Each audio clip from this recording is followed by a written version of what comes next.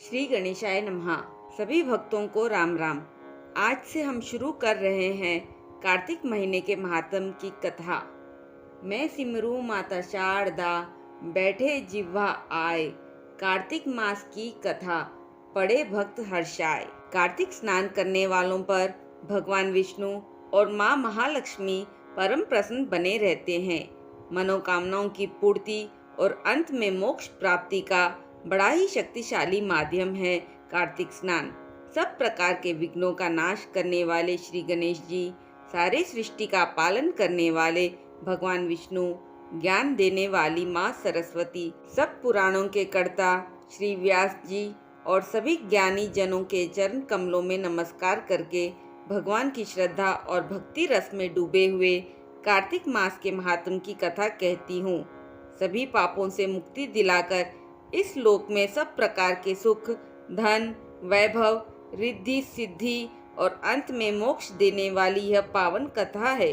कार्तिक स्नान करने वालों को इसे अवश्य सुनना चाहिए, लेकिन जो कार्तिक स्नान नहीं कर रहे हैं उन्हें अपने सारे पापों के नाश और परम सुखों को पाने के लिए इस कथा को अवश्य ही श्रवण करना चाहिए। कार्तिक मास महात्म्य, पहला अध्याय। नैमिषारण्य में वास करने वाले शौनकादि 88,000 ऋषि श्री सूत जी से कहते हैं कि ब्राह्मण, आप हमारे इस घोर कलयुग से रक्षा करने के लिए कोई सरल उपाय बताएं। उनका यह प्रश्न सुनकर सूत जी कहने लगे, हे ऋषियों, भगवान के चरणों में तुम्हारी अटल भक्ति देखकर मैं तुमसे कार्तिक महात्म्य की कथा कहता हूँ, जिसके सुनने मात्र से मनुष्य के सब पाप नाश होकर वैकुंठ वास हो जाते हैं।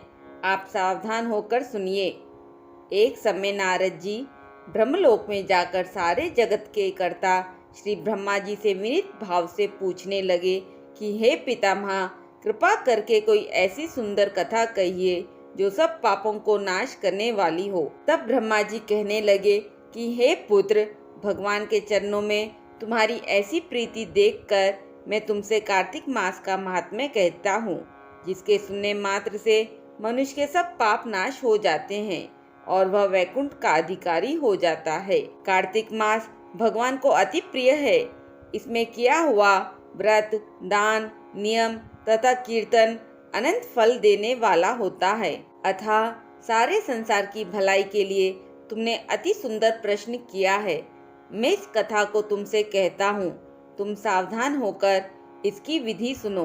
व्रती मनुष्य प्रातःकाल ब्रह्म मुहूर्त में उठकर शौचादि से निवृत्त होकर 22 अंगुल लंबा सुगंधित वृक्ष का दातून करे, परंतु श्राद्ध के दिन, सूर्य तथा चंद्र ग्रहण के दिन, एकम, अमावस, नवमी, छठ, एकादशी तथा रविवार को दातून ना करे। जिस दिन दातून ना करनी हो उस दिन पानी से 12 कुल्ले करके मुंह को खूब अच्छी तरह से साफ कर लेवे।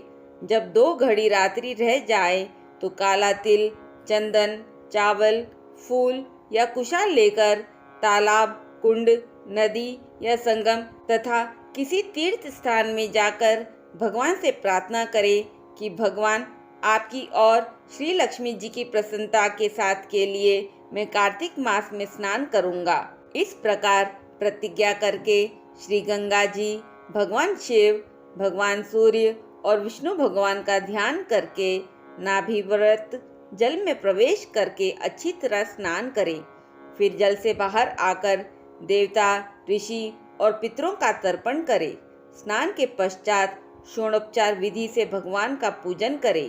भगवान को अर्घ्य देवे और प्रार्थना करें कि भगवान श्री राधा सहित मेरे इस अर्घ्य को ग्रहण करें।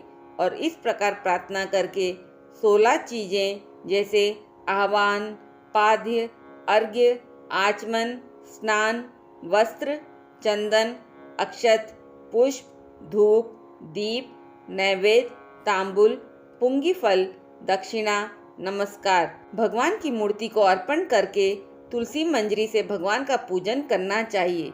इसे षोडोपचार पूजन कहते हैं। इस प्रकार कार्तिक महात्म्य का पहला अध्याय पूर्ण हुआ। बोलिए श्री विष्णु भगवान की जय।